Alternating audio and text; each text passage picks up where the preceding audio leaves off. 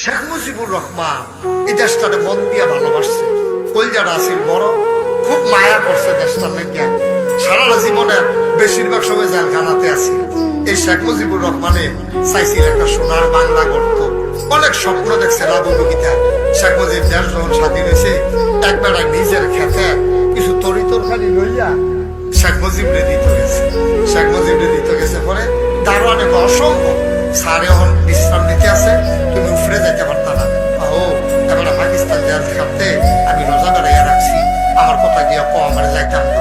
না না তুমি যাইতে পারত না, তুমি ব্যাগ করে কি জানছো আমরা ক্ষেতের ভিতরে একটা লাউ করছে, কসকিচ্ছা লাউডা, উনি প্রথম লাউডা, তারপরে গিয়ে এই ডোগা মোগা তিনি গ্রামের জিনিস পছন্দ করবো, এর লেগে গ্রাম থেকে লই আইসে। পরে শেখ মুজিবুর রহমান করছে কি, এই যখন যাইতো দেয় না দারোয়ানে, এইতে তারে খেলা করাই রেখা দারোয়ানে তো তুই এনে খেলো আমি নিয়ে দিয়ে তাই মারাই লইয়া গেছে।